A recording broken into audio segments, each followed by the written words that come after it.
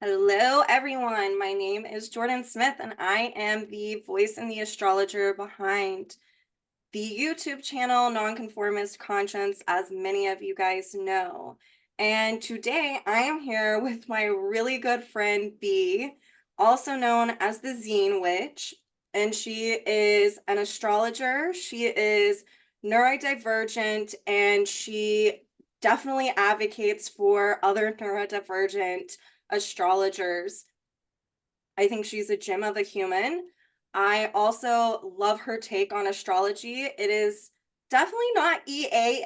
It meddles with EA, and I'm going to let her speak about that in just a minute. But today we're going to be talking about this Jupiter-Uranus conjunction. And I just thought it would be fun to have one of my friends on my YouTube and us get together and have a conversation about this. And hopefully you guys feel like you're in our living rooms, or in my case, in my office with me. So, B, why don't you tell us a little bit about yourself? Hi, my name is B. I go by the Zine Witch. You can add me on Instagram if you want. That's my name on everything. And I would not say that I am an evolutionary astrologer. I would say more maybe I'm an eclectic astrologer because I take a little bit of everything. I'm a bit of an autodidact. And I feel like what I connect with the most is evolutionary astrology. That feels most aligned with my own spirit. But because I haven't formally studied it in depth, I feel weird putting a title on myself. So Fair enough. there are many types of astrology. Yes. I love this. So, I wanted to just talk a little bit about what Jupiter is in EA, the archetype of Jupiter, and also the archetype of Uranus, and then the archetype of Taurus.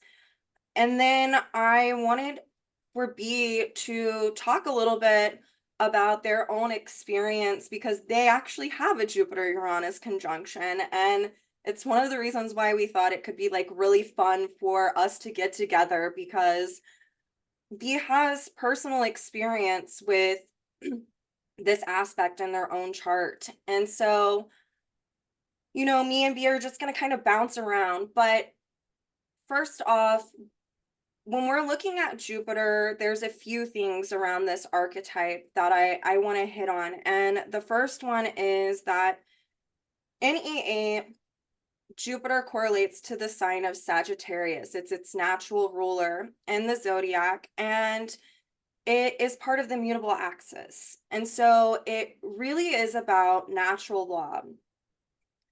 And when we're looking at natural law, we're looking at all of the laws within nature that are naturally occurring. So it's also about our intuition, our right brain. It's about expansion. It is about honesty and sincerity. And on the flip side, whenever it's not naturally expressed, it can be about dishonesty or not being able to be authentic. And sometimes it can deal with overcompensating. And so when we're also looking at Jupiter, especially in a collective view, especially with like a major transit, sometimes it can be about propaganda or, the destruction of natural law, all of these type of energies. The other thing that I wanted to talk about was Uranus. And so I'm generalizing this for the sake of this video not being 3 hours long. But Uranus in EA is naturally ruled by Aquarius. And so it's about transformation and liberation and rebellion and being radical and throwing off any type of conditioning where we have over identified with. Whereas Saturn and Capricorn are very much about the conditioning that creates the structure of our consciousness. Uranus is what breaks that up and busts it open in order for us to individuate. And so we often think about the different stages of evolution, and Uranus can really correspond to that stage of individuation. So it's where if we have Saturn and Capricorn, we're, conditioned to think or to be a certain way, to believe a certain way, which Jupiter is also about beliefs. But it's Uranus is where we are starting to objectify this and to think for ourselves. Like, is this accurate for me? This is why there's a natural sextile between Aquarius and Sag, because we're if Sag is about our personal truths, um, you know, Aquarius and Uranus are about what feels true for me, what feels individualistic to me. Uranus can also be about trauma. It is also the higher mind.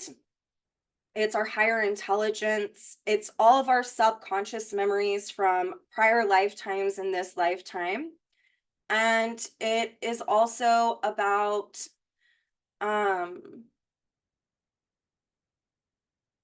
our inner drumbeat that happens. It's where we get these ideas that can come out of nowhere that we're meant to pay attention to.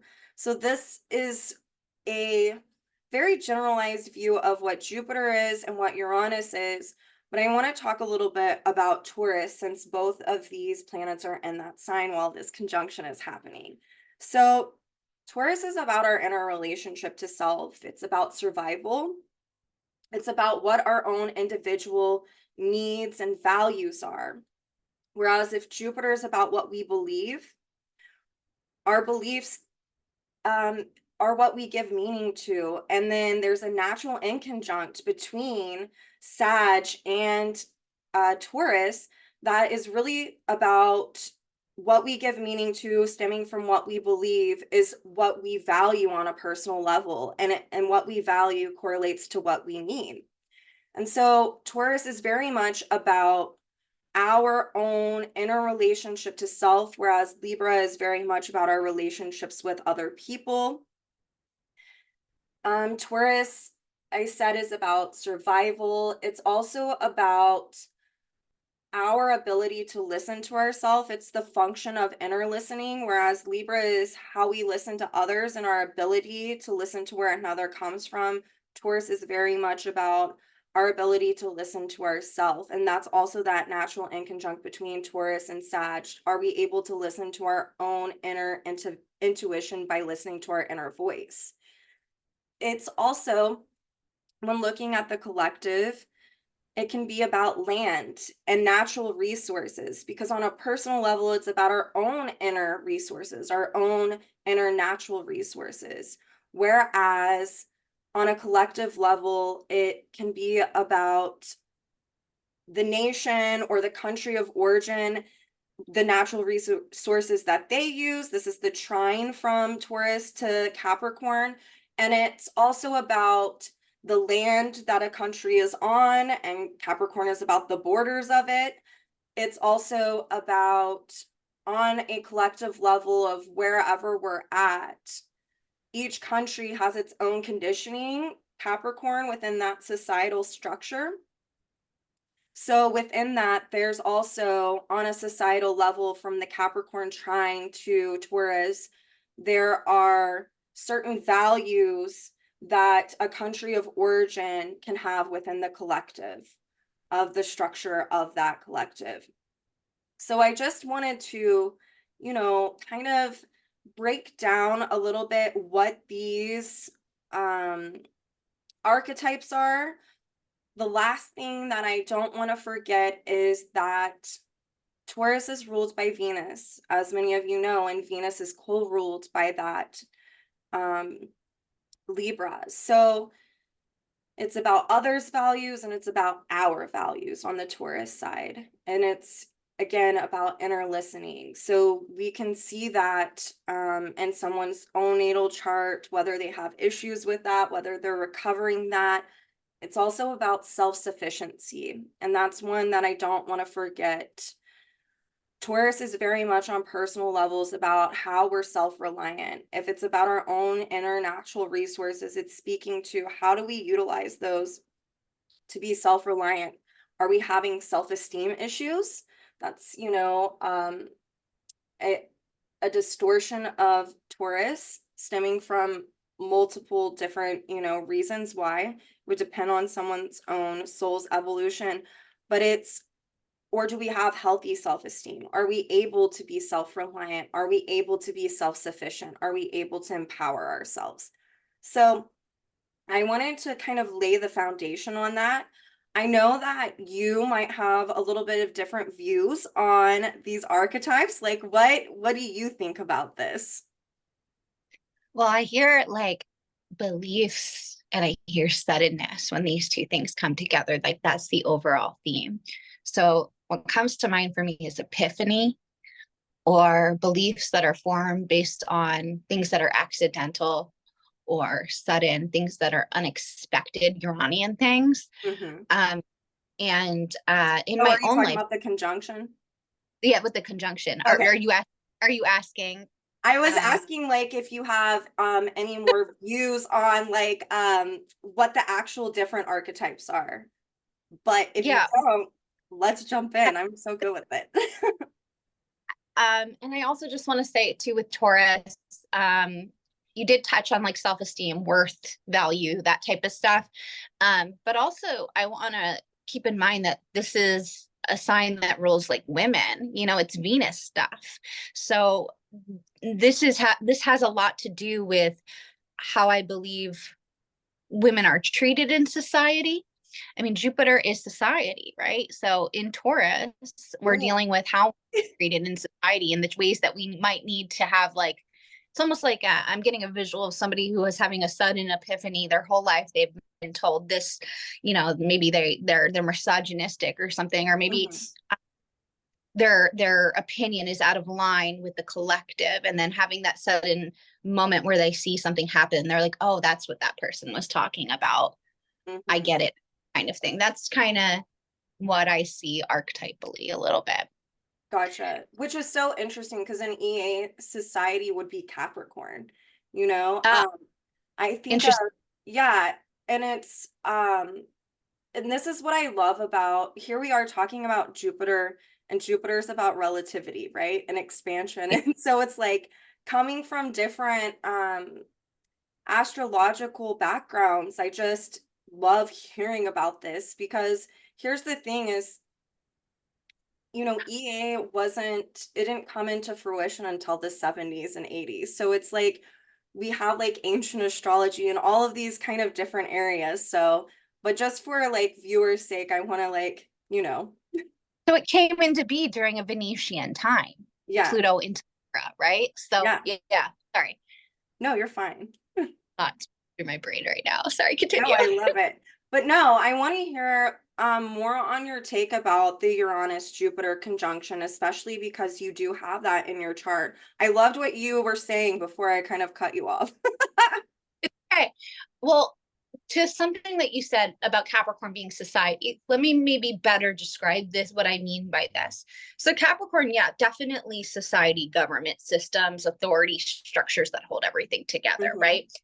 But to me, a Jupiter Uranian, that's not really society. Society, in the structural sense, in the Capricornian sense, are these like invisible lines in which we divide ourselves, right? Like, but Jupiter society to me is the culture.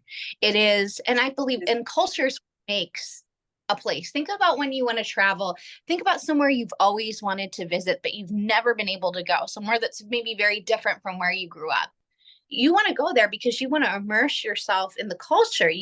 When I think about, I don't know, when I think about watching like a person like Anthony Bourdain on television who traveled the world, this isn't Capricorn that he's stepping into. He's eating the food, he's talking with the people, he's understanding the social dynamics. And that to me is society. It's being able to have a bird's eye view of what a society is. Maybe in a structural sense, it's very Capricorn, but we're getting to the root of things. We're getting to the heart of things when it's in a Jupiter stage. Does that make sense? Yeah, I mean, um, There's different ways you could look at society. totally. Like, I mean, no, I don't think that you're wrong at all. I definitely don't think that.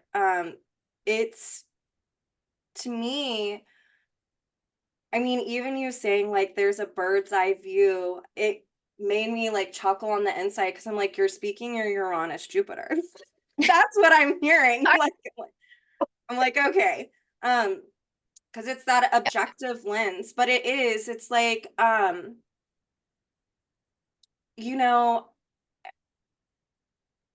the culture within society is definitely, whereas Capricorn I think can be very much like conditioning. That conditioning only comes out of our beliefs, which is Sag and Jupiter, It's all, or the truths emanating from within that society. That's why like there's a circle, the whole yes. zodiac. So it's like You they the both, it all agitate. builds on each other. So it's like it's really interesting for me to hear you talk about it because I do. I like definitely, it helps me look at things and gets me out of the box too. I have Taurus rising, so I want to I want to be the frog in the well sometimes that's like, oh, yep, this is it. And then so I love interacting and having these conversations and just nerding out because I'm like, oh, yeah, that does make sense. I also have Jupiter on my ascendant, so I'm very much, I love hearing other people's perspectives, because that is a very Jupiterian thing, is like knowing that the truth is relative.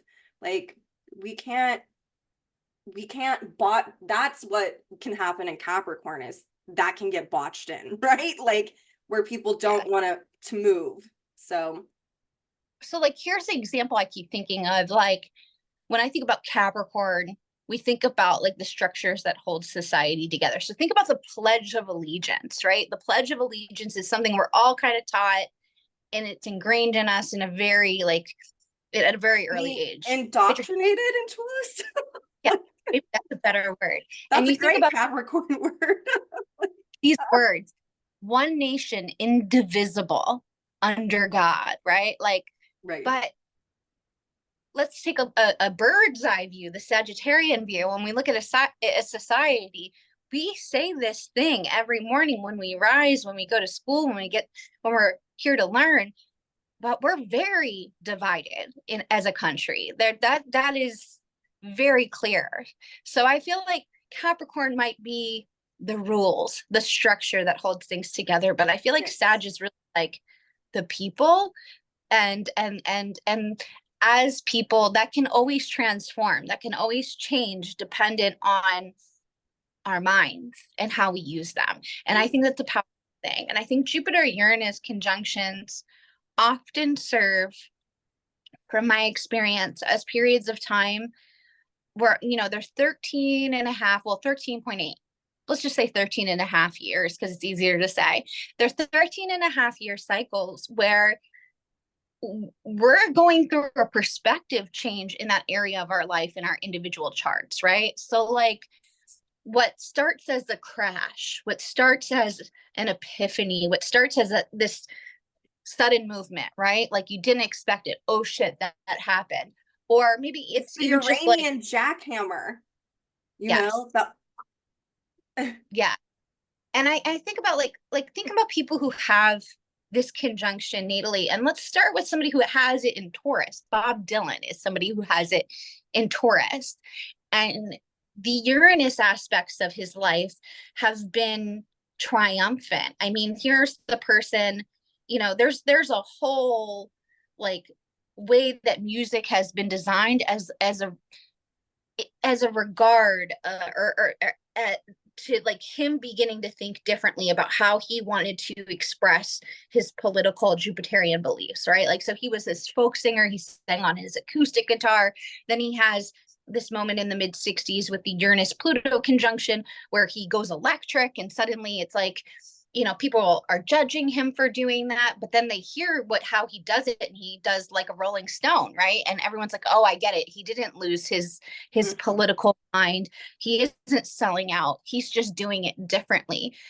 People don't generally respond very well to change, Mhm. and they can be very harsh critics, but I think people definitely come around to Jupiter Uranus energy. So I want to just be clear that, like, whatever is happening, whatever the story might be happening in your individual life, you might be on either side of it. You might be the Jupiter Uranus person, and you might be presenting these ideas or a unique way of looking at things, and you might get resistance from that.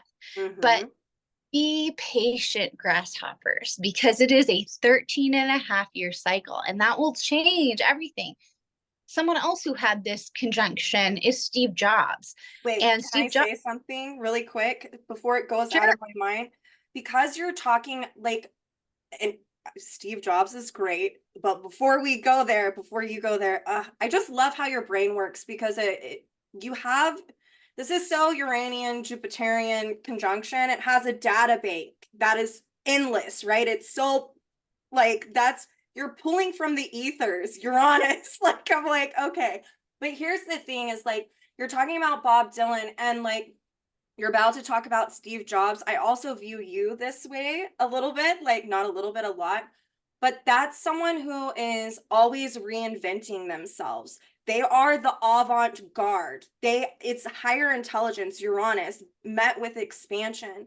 And because this is one thing that I forgot to mention about Uranus and Aquarius is that this is to get the consensus, the majority of society to evolve. So there are people who come in with a really big Uranian signature and they will create insecurity within society because they're just so different, because they're so objective that they are progressive. They think in a whole nother way and it challenges the status quo. So even like Bob Dylan reinventing himself and now take it to Steve Jobs, like because yeah, it's on that path.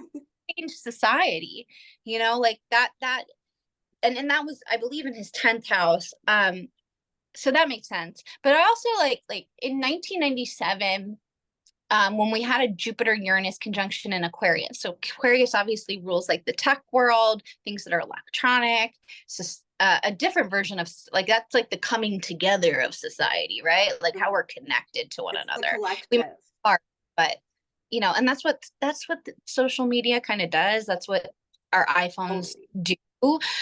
They connect us in a weird way, and so like um, you think about the campaign that was happening at that time. Think about who the token person was on that Think Different campaign. First of all, it was called Think Different, but it was Yoko Ono. And Yoko Ono, again, a person that was deemed as like a witch by society, who was seen as like this awful woman who broke up the Beatles. And then if you ask people who really do kind of think differently, or who are more progressive, you'll get a controversial person. This could have been me at 16 being like, well, if she broke up the Beatles, then she did the best thing in the entire world because John Lennon was so much more interesting as a solo artist. She healed him, she healed him of his mama trauma. And so you look at a book I really, really, really, really like. I think the book Grapefruit that she created, it's like these poems or instructions to life. Some of them are super like hilarious, some of them are super subversive, some of them are really silly, but reading that book will change your perspective. But I feel like for such a long time she was somebody who was just deemed as weird or different or like almost like demonized in a way. But by 97, we had already had this rise of loud and abrasive women. We had the Courtney Loves of the world already begin to shine, right? And share their ideas with the world, with the collective. So they were finally ready to have that. It's also just an interesting time because we're learning how to use electronics differently in the music in many different cultures, but just to speak to the music world, like that was the rise of electronic music. That was electronica and Britpop and all these places colliding. All these people who previously judged electronic music were now becoming conduits of electronic music. Mm-hmm. Madonna, maybe famously, who said, I would never do an electronic record. And then she puts out Ray of Light that year, so there's an interesting dynamic. In some of it feels very man versus machine, which has maybe been building since the late 80s, a little bit since the new wave movement. But we're figuring out how to use it in new ways, and we're changing the sounds. We're changing the way we even create things on an individual level. Pro Tools is Mhm. invented at that time, so it puts the art back in the hands of the artist, right? Like Mhm. before Pro Tools, if an artist wanted to create music, they had to have the money, they had to get signed, they had to like find a way to record their music, right? And punk rock obviously did that in a very subversive way. And these recordings didn't sound professional or polished the way like a band on the radio of that time might have sounded. And so there was a subversiveness to it. Punk rock really became what it is now. And when I say that, because there was the initial wave of punk rock, which actually happens at the opposition, right? Like of Jupiter and Uranus, which is like, let's be subversive for the sake of being subversive. But by the early 80s, it becomes like an integral part of subculture. Values are added into punk rock. It isn't about making a scene on the television. They don't want the television to see them. And we develop like, subcultures like hardcore punk, which, and from that came the straight edge movement, right? Right. A bunch of, for people who are like, what the hell is this girl talking about? Straight edge was this way for young people to be subversive and rebellious by abstaining from the use of drugs, alcohol, and promiscuous sex or whatever So else that they I want to say would. something to like correlate this. So Yeah, because you're really talking about these Uranian dynamics that in in Aquarius and with Uranus, again, that's really this stage of individuation. You see it very prominent in any person who's in an individuated stage who's really trying to throw off like the conditioning, the past. The punk movement is literally, I mean, Jeffrey Wolf Green even talked about this, and I think one of the videos for like oh gosh, like um it was in one of his videos. I can't remember, but he was correlating that to actually the people who are in the stage of individuation. Like it's very much it's a rebellion. And then whenever you're talking about straight edge, the other part of individuation is sometimes there are people in the individuated stages who rebel to rebel for rebellion's sake. They will literally rebel against so they could be punk, right? And then all of a sudden they rebel against that. And so they're going, it's almost like they're going back to this one thing, but making it transforming it, making it something new that's about rebellion. So I just wanted to point that out because I think that it's so on par. yeah. The straight edge movement was a catalyst of, I would say, the Jupiter Uranus conjunction in Sagittarius that happened in '83. Mhm, Another important thing that happens at that time is college rock becomes like a thing. mhm, Left the Dial, like REM's Murmur record came out at that time. mhm. And that changed things on college campuses. And when you can change the minds of young people on college campuses, you can change the world. That's where demonstration happens most of the time. That's where our minds are being crafted. Now, not everyone has access to higher education. So some people find the path of the punk, some people find the path of the independent, whatever it might be. But it's around that age, where you start to question, you're out on your own for the first time. You're not, confined to your parents' ideals. You're developing your own ideals You're and you're seeing. trying to individuate, like you're Yeah. trying to think for yourself. I actually feel like that starts to happen a lot in our teenage years.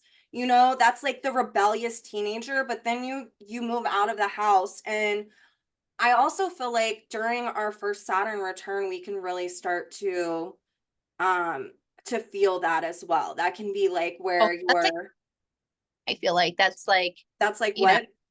I feel like that's like the confirmation from the universe that like you're either dealing with a challenge or you're having to take responsibility in a new way. You know what I mean? So it's like, Absolutely, but you're having to it it forces you to think about why you've been the way that you've been. So it's forcing you to individuate through looking at your conditioning. And maybe this is me speaking a little bit through my own chart because I have Uranus conjunct Saturn conjunct Neptune, right? So this stellium of Capricorn, I have other stuff there too, but and that was in the 8th house. So my Saturn return was, it was very much a Saturnian Uranian experience for me in that way. This gets me to I want you to talk a little bit about some of the things that have happened in your life, if you're willing to, around your Jupiter Uranus conjunction. I hope I'm not putting you on the spot if you don't want to, absolutely not. But I definitely feel like, here's the thing is like, me and you have talked about this. Jupiter always gets like this, it's the great benefic, it's amazing, it brings so many things to your life. And I will say, and I know that you tend to agree with me on this because of your direct experience with this, not always amazing Jupiterian that we're thought to think that Jupiter has happened whenever I've had things aspecting my Jupiter. And it's funny because I remember whenever I was learning EA, um, I think it was Kristen Fontana who told me, she was like, at one point, it's been a few years, but she was like, yeah, Jupiter is, and she learned this from her mentor, Jeffrey. She was like, Jupiter is, yeah, it creates expansion, but in order to receive the Jupiterian gift, you have to let something go first. And that has Yeah. been my experience in life. And I think it's really important for us to talk about that, because I think with like kind of cookbooky astrology or more overgeneralized astrology, it's just Oh yeah. always Jupiter's an amazing thing. And so I want you to talk a bit about your experience with it. I was talking about this with another great astrologer, Michelle Prentice, who's a Mhm. second generation. She is a good astrologer, but just to clarify, she's a second generation astrologer. So I she love grew that. up in it. In it. And we're about how we see Jupiter a lot in death charts, to be honest. Well, yeah, And because you're taking a journey and it's about journeying. yeah. And like even when my sister passed away, Jupiter was right on her midheaven at the time. So in my life, I unfortunately have had a lot of death. Um, that is not just Jupiter, Uranus. I do have other factors, but the majority of those incidents happen during Jupiter and Uranus squares, conjunctions, oppositions, inconjuncts, etc. These two planets are in conversation nearly every single time that I've experienced something like that. And the big defining moments have been at the Jupiter Uranus conjunction. Um, the last conjunction that we experienced was in 2010, and that was in Pisces. And I lost a really dear and close friend, one of the few people. I actually think like there may be only one or two people who've ever understood me. I lost a person like that at the conjunction. But I remember specifically, I was going through something. I lived in a different state. My friends were in a different place, and none of them wanted to talk about it. And that was familiar to me because I'd grown up, I had lost both of my parents, and nobody wanted to talk about that. So I was always sort of alone in my grief. And because when someone becomes alone, you have like two ways you can look at things. You can pretend it doesn't exist, or it can like really kind of impact you and internalize. And I was obviously the internalized person and looking for why did these things Well, happen? your Jupiter Uranus conjunctions in your 4th house, and also Jupiter can be the proverbial silver lining. It's like, Yeah. if it weren't for my Jupiter on my ascendant and my stuff in my 9th house, I think I would have definitely killed myself. I've definitely done that in prior lifetimes. I thank I God that my Capricorn sun is in my 9th house instead of in that 8th house. Like it probably has been in prior lifetimes because it's like you can be going through the depths of hell, right? Like something so traumatizing, Uranus, Yeah. that if you have Jupiter there, a strong Sag signature, you can usually see that there's a reason for this. What am I supposed to learn? Like there's always this silver lining, and it sounds like that's definitely. I was definitely looking for that. I had a really magical experience this year. I wasn't planning on talking about this, but like I do kind of want to briefly bring it up because I it really did move me. This year I found, well, not this year. We came to contact a few years ago, but like this year I had a reading with this person, who's another astrologer, Megan Hanna. She's really an amazing astrologer. And she had found me because she went through a Mercury square to Pluto. And during that time, she had lost a really close friend. And she wanted to find somebody who had the conjunct or the square natally, and I do. And just to hear them talk about their experiences with that. And also, Mercury was square to Pluto when that accident happened. And she had just lost a person in a similar way. And so it was this beautiful moment where like I felt called upon the universe, like she had sought me out and found me for a reason. Our Mercury square each other. And I was able to share some of the experiences that happened from losing my friend that were troublesome, but also more positive. And I felt like I was actually able to connect with this person and provide some really intimate healing for them. So like there have been those bright sides, as you say. That incident is the first thing that comes to mind. But overall, like one of the last conversations, her name was Melissa. Melissa and I had on the phone was about our astrology charts. And she asked me, have you ever looked at your astrology chart? And I'd always like loved horoscopes, like in the newspaper. And like, I like dabbled with it in the sense that like, I thought it was interesting. I always was like a believer, but I didn't like understand like the technical aspects of astrology and so intricate.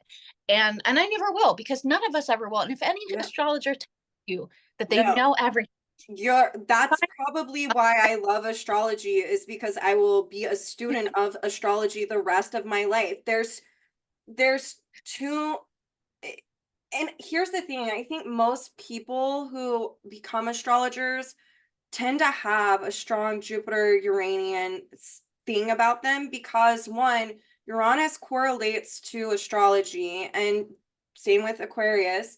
And then Jupiter is about natural law, and if you're one, and it's about your personal truths, and if you're wanting to learn about your personal truths and discover about yourself, like what better way than, and it creates objectivity.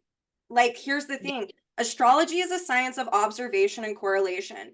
It is not, pulling rabbits out of hats and smoke and mirrors. I think some people probably do that a little bit. making you do anything. I No, can't emphasize. they are not causative. They don't incite things. They only reflect what's going on. That's why it's again, a Uranian dynamic. But Astrologers are just researchers. We are researchers of life events. That's and literally what cycles, yes, a cycle. 1,000%. Anyway, all of this is to say that the last conversation that we had was about astrology.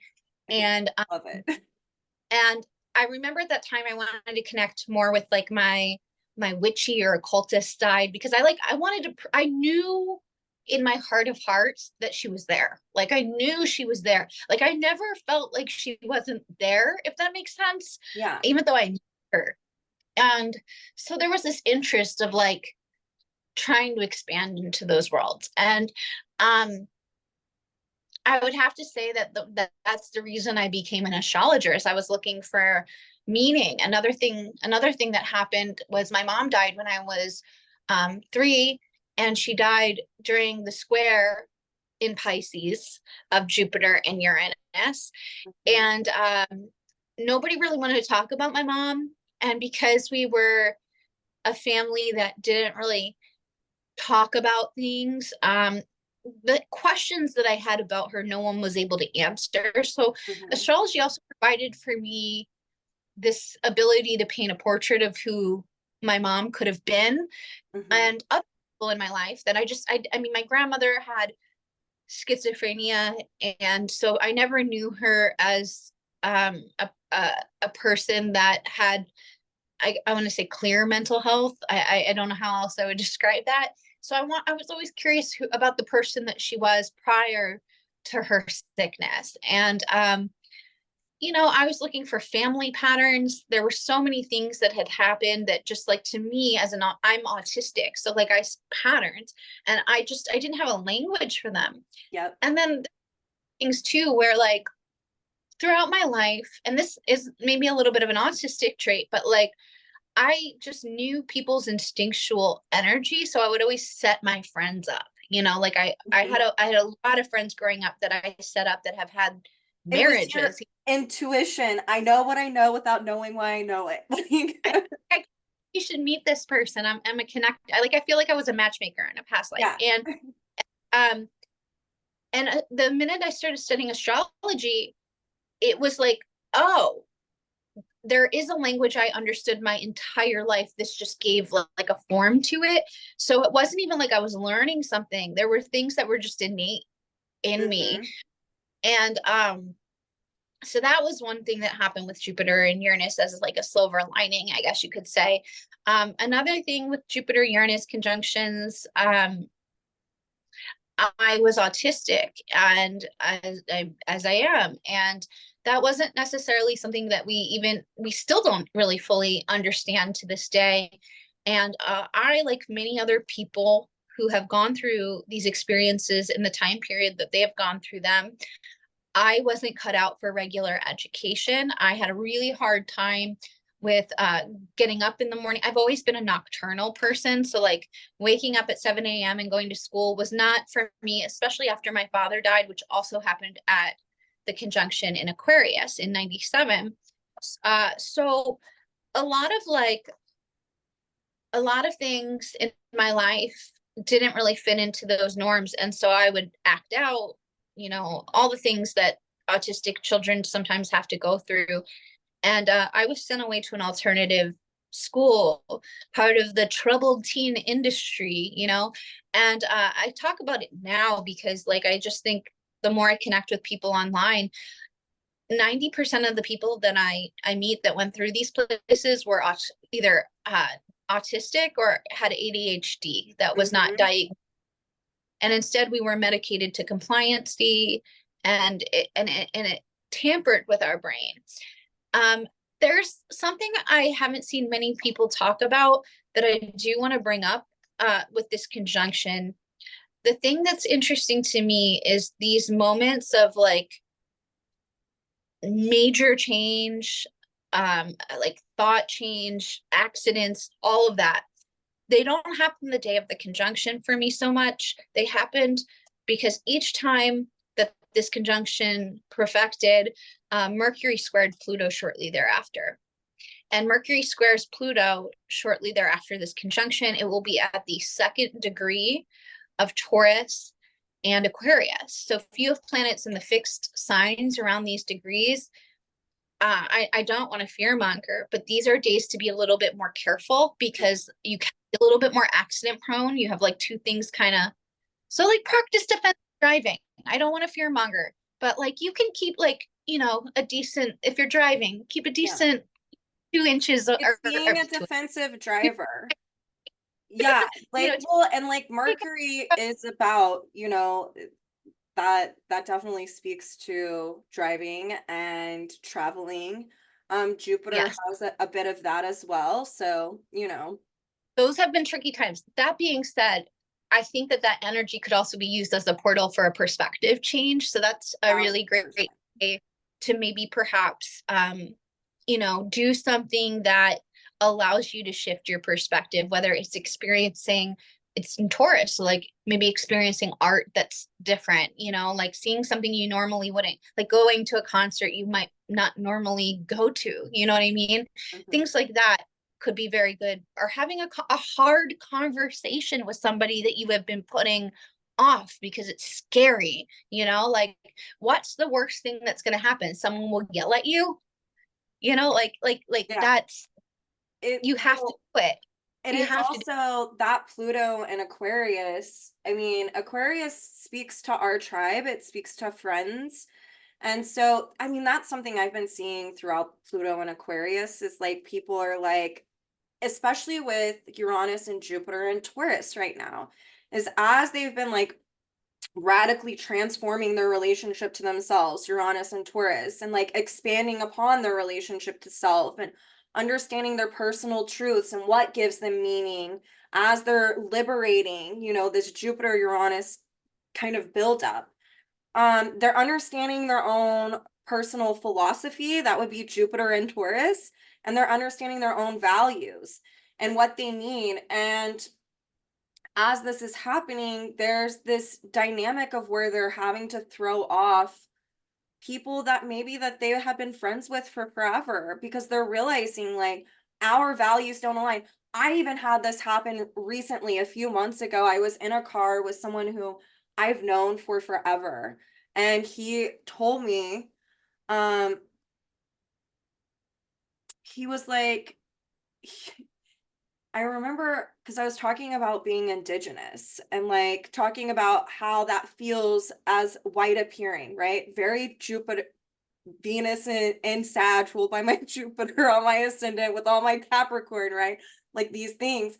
But he had first talked about how he didn't see anything wrong with gentrification. And I was like, what?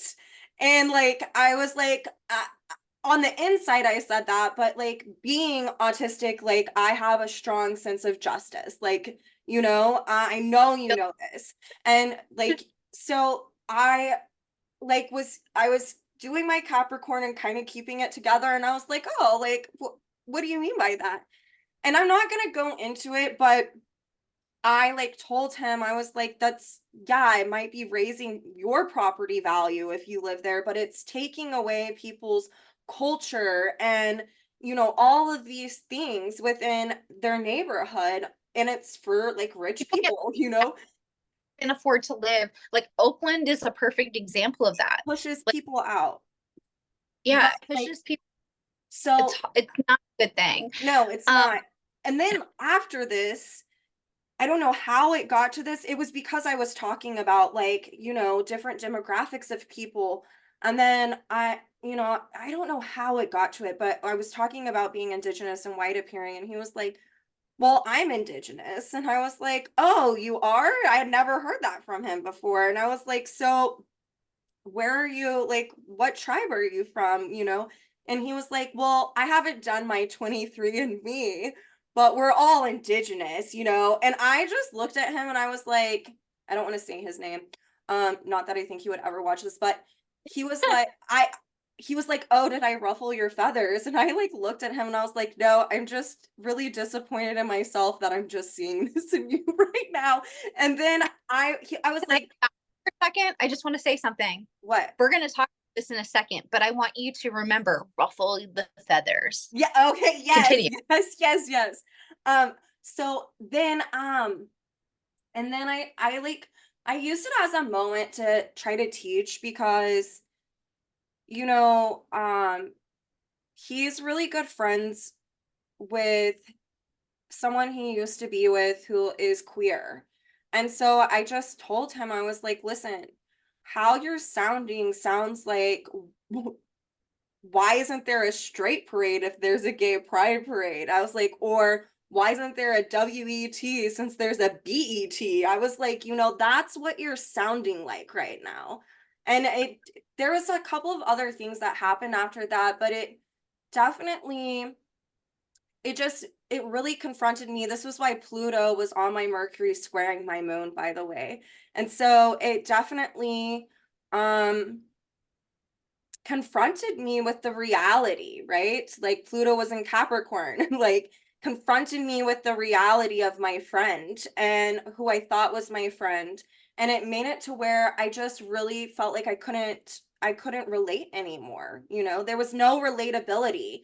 And it sounds sad and yeah, kind of, but I'm actually really grateful for that moment because it confronted me with the truth about something.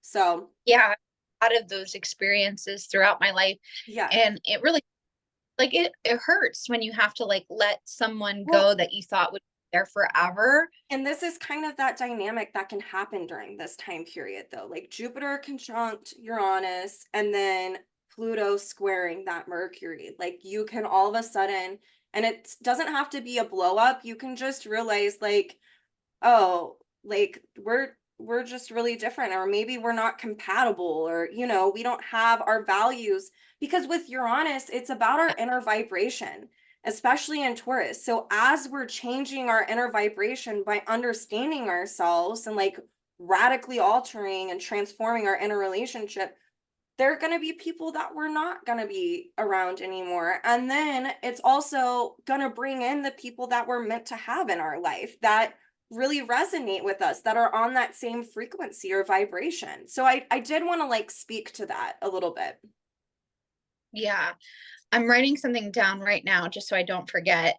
Um, but yes, that is something that I have been noticing within me a lot within the last few weeks, like especially. Mhm. Um, I hate using this term, emotional immaturity, because I think it's often used incorrectly to describe somebody who, in my case, like maybe having like an autistic breakdown or something Yeah. like that, or like emotions. That's not what I mean by emotional immaturity. What I mean by emotional immaturity is doing something because it fulfills a need within you at the expense of hurting other people, and not caring about it and not evolving enough into the values someone might either claim to have or should have in a fair society. That is something I've been noticing is like I would call that emotional immaturity, right? Like Hmm. inability to grow. And I'm observing that right now in certain relationships in my life, and it's very painful. And it's obviously something I can't really say out loud because it would be triggering Yeah. to those relationships. So I'm curious how that will play out. But it's just kind of like this aha moment where like this is stuff I outgrew in my 20s and worked through, but this person is much older than me and they're not able to do that. And it's when I participate, when I'm a willing, I try not to be judgmental, but when I'm a willing participant in that, it doesn't serve me, So that's Absolutely. something I've really noticed. Another thing that I've noticed is, there is a divisiveness that has been happening since about 2010, since the last conjunction. I mean, this is the time where, trans people have existed since the beginning of time, but this Forever. was a period we started hearing about it more frequently. Um, and we're on the other end of that now. And I feel like I'd like to believe we live in a nice, kind world. And I would say that like the most people in my world are receptive to that. If someone says I have they, them pronouns, they'll use that. If they screw up, there's a conversation.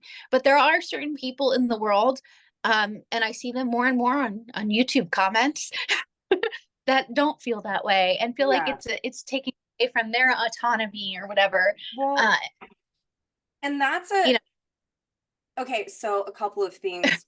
Well, I'm gonna do the chart on a different yeah, video, because I think that this is just such a rich conversation. I also want to wrap things up here in like yeah, 25 minutes, if you don't mind.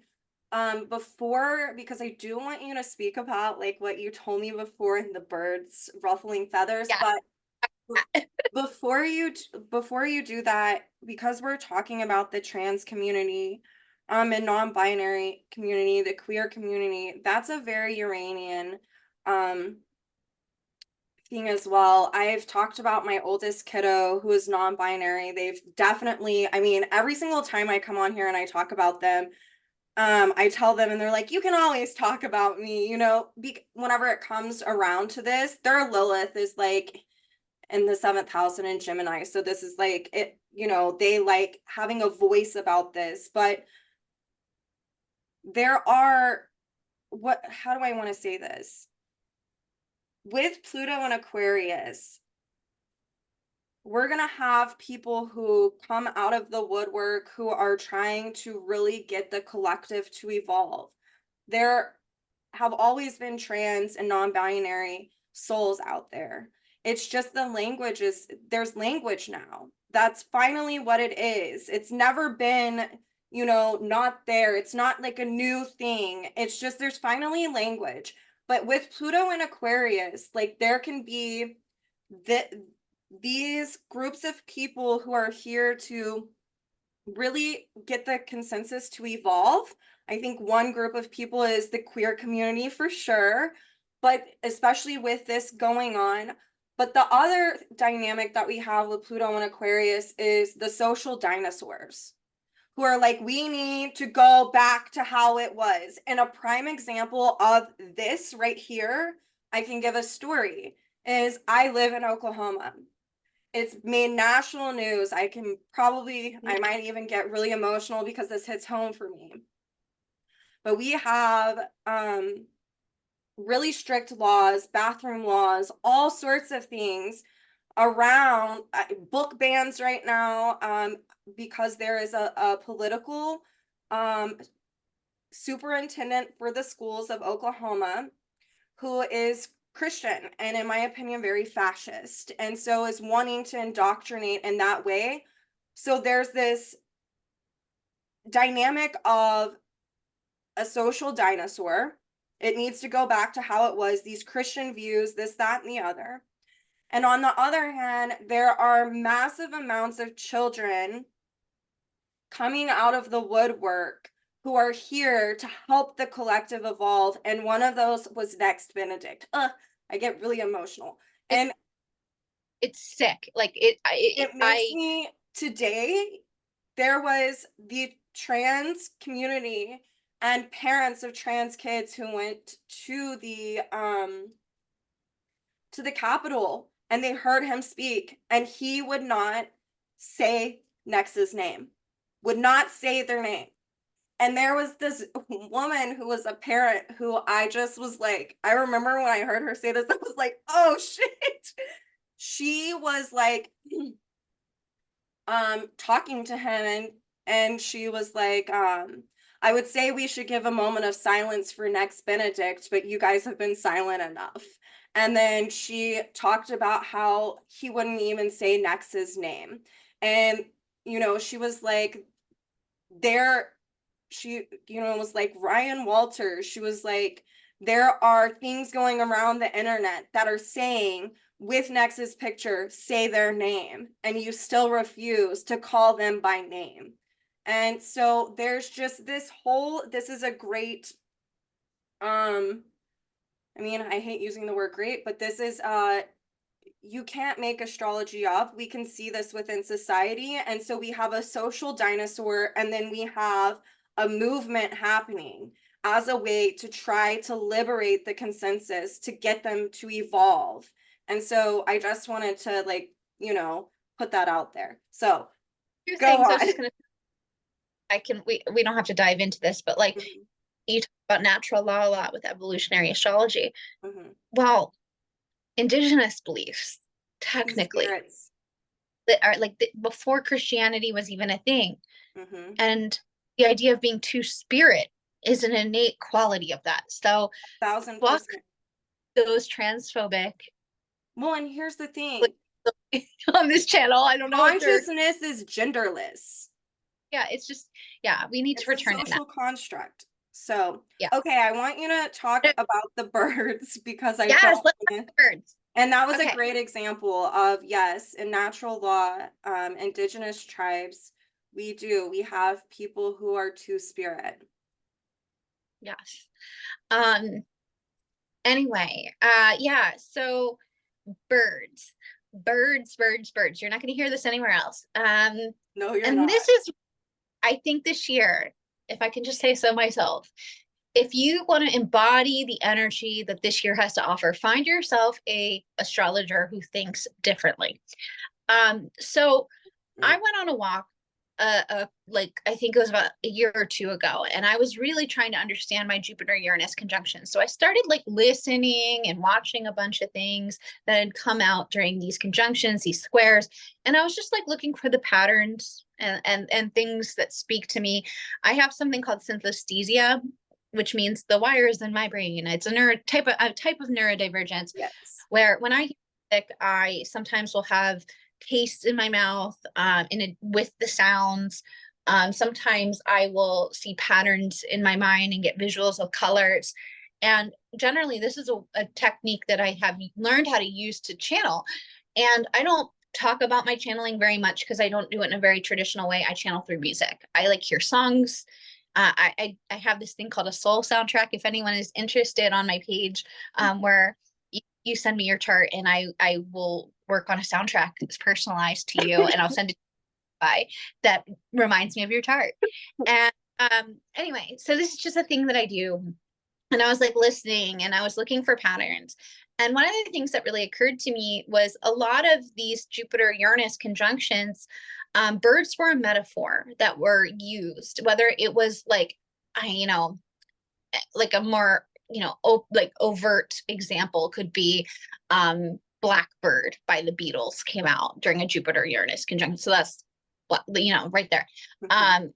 In 97, Natalie Imbruglia put out I think it was the day of the conjunction, she put out Left of the Middle, and there's a song called Pigeons and Crumbs, and I loved that record growing up. There's a bunch of different ones, but I kept hearing birds, birds, birds.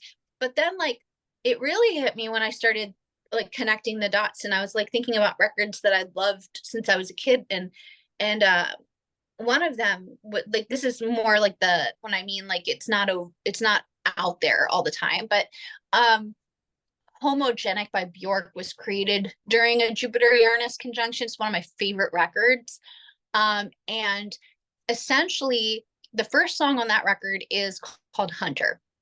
And Hunter, she sings, I'm going hunting, I'll bring back the goods, I don't know when. It's a very Jupiter Uranus song. I think the first line is, if travel is searching, like there you go for Uranus. Anyway, the song itself came from this intense pressure that Bjork was facing at the time. She had already become this very successful artist. She had literally been working since she was a kid. She was a child prodigy, and she was tired. She was burnt out. Bjork, I think, has said that she is autistic as well. So here we have like a neurodivergent person facing burnout, but there's great expectation for them. They have to put out this third record, right? And so when they were sitting down to write the record, they were feeling all this pressure coming down on them that they had to create not only a record, but a hit. Because now it wasn't just about Bjork, it was about the entire team that Bjork had to support, right? Yeah. People had mouths to feed, and it was up to her to write a hit so that she could feed everyone. And so she remembers this tale that her grandmother once told her. She was bird watching, and she said that she saw two birds every day, and one would stay at the nest and the other one had to go out and be like the hunter and bring back the food to the mom, assuming it's a female, sorry. Anyway, so she said that at some point there was a conscious decision between these two birds that one of them had to be the hunter. Mm-hmm. And so that's what she felt like in that moment, that she had to be the hunter, that she had to go out and find the prey, being the hit that she had to write. And so she writes this song, and it's like, it's the first song on the record, and it's kind of got this hidden meaning. And I was thinking about how I kind of really related to that over the summer. That's similar to some of the feelings that have been going on in my life. And yeah, and I was like, wow, it's another bird thing. I kept hearing songs that were overtly about birds, and then I kept seeing the subtext of birds, and I was like, that's interesting, because I wouldn't normally think about Jupiter Uranus and think about birds. And then when I spoke to you about it, tell me what you said, because I think you put it together really beautifully. Okay, well, Anne, I forgot to give you the Uranian piece, which can be about flying, right? Yeah. Uranus can be about flying, but Jupiter, again, it's part of, natural law. It's about natural law, but you have the mutable cross that, there's Jupiter and Sag, there's Gemini and Mercury, there's Virgo and Mercury, and then there's Pisces and Neptune. But not even just going in depth about natural law, when you look at that mutable cross, it also represents different types of uh animals and creatures within nature. And so you've got in Gemini, you've got all of the avian creatures, and Virgo, that's your domesticated, and Sag, Jupiter, that's the totality of natural law. It's also pulling in that polarity of Gemini. It's also where we find like daemons, which are souls who are aligned with natural law. So you've got like the centaur, kind of uh vibe to it, like half man, half human, right? And then in Pisces, you have all of the sea life, the aquatic life. So, yes. I just, yeah, that was very beautifully put. And if you go back, like, I mean, you can look and see, but like even like things like it's not even just with music. It's like Sesame Street came out during a Jupiter Uranus conjunction. So, very Jupiter Big Uranus, like Bird is what you said. big, I loved yeah, it. I was like, Big Bird, that's another one. Like, so there's a lot of different ways, but here's the interesting thing. So I said to my clients on my Instagram, I said, like, show me the bird shit this year because you're going to see, and I said, you're going to see birds as a metaphor. It's not always going to be overt. And then I've been struck with so many bird things over the last couple of weeks. I saw also, I want to say, and this is a whole other conversation, Jupiter Uranus, I see a lot in neurodivergent charts. I think a it can be a thousand mark. percent. 1,000%. I saw, so one of my clients sent me something the other day that was like, this company, they're going to be doing they do consulting for your business on making a neurodivergent friendly place. And in their branding, they talked about autistic people being the canaries in the coal mines. Oh And my I was goodness. and I was like, yes, yes.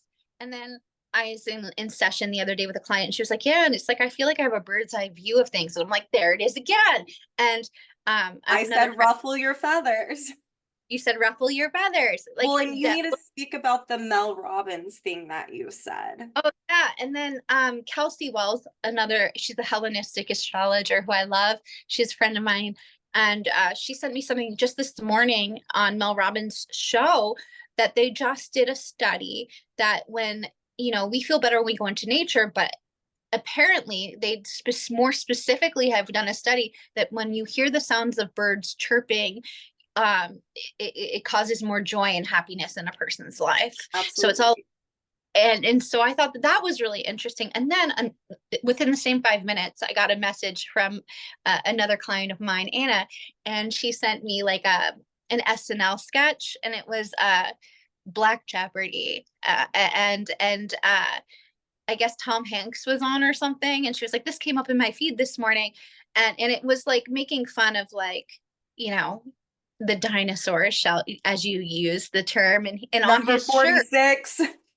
on his shirt, a great big hawk. So again, Yeah. birds as members, right? Like, or the bald eagle, right? Like, It's so as you're speaking, and okay, so I wrote about this on my own social media, but just to like drive this home for you. And so I think what we're really like, this can sound, I mean, it sounds very Uranian, like what we're supposed to pay attention to words, but it I love this because it is connected to natural law. And here's the thing is like with natural law, like we learn about the natural laws and universal laws, Pisces, through being out in nature and observing. It's no different than indigenous cultures. How they learned about life was through watching nature. And so with this Jupiter Uranus conjunction, I think it's a beautiful metaphor. By the way, you guys, like not only does B have Jupiter Uranus, but B has a stellium of Aquarius in the sixth house. So there's this mutable axis going off, but also this big signature. So just to like give people, I mean, even look at them. They've got Aquarius in the sixth house. You look very like Virgo Aquarian to me. Um, so but just to drive this home, to really connect with natural law during this time to help, because that's what we're supposed to be doing. If we're liberating from like these patriarchal, man-made social constructs, Saturn is in Pisces, that's the dissolving of man-made law in order to embrace universal law. We can learn so much from just observing Uranus, nature, Jupiter, and the land, Taurus. So I had it's really interesting. I actually have had quite a few clients during this eclipse season who have lost their animals, and they all have a very strong Virgo signature going on. It's like this is fallen in their sixth house, or it's conjunct like their Mercury, or something. But back in February, I lost my dog who was 16, and she was my first animal, my first baby that I had as a young woman who was discovering herself. This dog was older than my oldest child, who's about to be 15. Like, so you can just imagine like how much this dog has meant to me. And anyway, about 2 weeks before she passed away, it had snowed here in Oklahoma City, and I picked my kids up from their father's house, and we came back here, and it was like daybreak, right? It was just the light was coming out. It was snow covered, and I felt something watching, and I looked up in this tree, and there was a red-tailed hawk. And so, my friends were like, "Oh, that's a good omen." And definitely, I think that this was a I had told my friend Stacy, who is such what we call a daemon soul, which by the way, she had something to deal with birds yesterday. She even owns birds. I'm not even going to go into it, but she I was telling her, I was like, I really feel like this is like that bird was telling me to have a watchful eye and trust my intuition. And a week before my dog died, there was, she wasn't acting like she was going to die, but my Jupiter kicked in, and I looked at her and I was like, Chloe, you're dying and I'm going to take care of you. And I just had this sense that my dog did not want to be put down. She wanted me to walk her home. And so I did hospice with her that week. And then I was there as she took her last breath. And like I buried her, and we have like my kiddos, made a little tombstone for her, all of these things. But as I was digging this hole, which I don't know how, like six, my oldest was like, "You're like one of those moms whose kids are like trapped underneath a car who can like do this." Because in Oklahoma, we have clay soil. And I had talked to my kids, and they were like, "We don't want her burned," is what my youngest said. You know, both my kids were like, we want her buried. And so I went to my backyard, and as I was digging a 4-foot hole in less than an hour, again, I do not know how I did this, I saw something watching me, and it was this red-tailed hawk. And as I looked at it, it flew away. And my dog wasn't outside. It wasn't like, oh, I'm smelling death. To me, going back to Jupiter being prominent in death charts, because Jupiter is about journeying, right? It can be about shamanic journeying. It can be journeying into the afterlife. Hawks are known to be um spiritual in the sense that they help spirits as they pass journey to the afterworld. And so I just felt like that hawk had came to me a week or two before Chloe died, and then that hawk was there like as I was to like tell me like, she's journeying. So I just wanted to like really emphasize what you're saying, because I think a lot of people, again, it goes back to you're so Uranian, people probably think that you're weird or Right. that 1,000%. And so it's just like, I mean, I have that a little bit in my chart, but for other reasons, like Uranus in the eighth house connected to Neptune, like hell yeah, like but I just I want to say that I think that we should be connecting with natural law, and I think that we can't connect to a lot of things in nature because a lot of us live in cities, but what is the one thing that's everywhere? Yeah. Birds. So I just wanted to emphasize that. I I love this. I love this. Every time I speak with you, Jordyn, I feel okay. So one of my manifestations about 2 years ago was I need more soul nourishing conversations. I need people to make me feel like I'm drinking chicken noodle soup when I'm sick and just feeling revived. And every time I speak to you, I feel that way. oh, Uh, strongly in my heart, and I just cherish our friendship, and I learned so much from you, and appreciate you, and I want to thank you for having me here, because I feel like a penicillin shot just went into my arm. that it's the chicken penicillin soup. Oh No, my god, that's another, I didn't even mean to do that. Another bird metaphor. that's very true. The chicken noodle soup. No, the feeling's mutual. I think that me and you have so much admiration for each other. I think we say this to each other every time. And it's funny because we definitely like will voice note each other and stuff. And like, we're just there. And there's not an expectation, which is what I love. That really feeds my soul. Like it's not a transactional thing. It's just like two friends. And that's why I wanted to do this talk. So I definitely will have you back on here. I think that me and you should just do talks like this and not even look at charts, but just have a talk between two astrologer, neurodivergent, like I feel like this is therapy.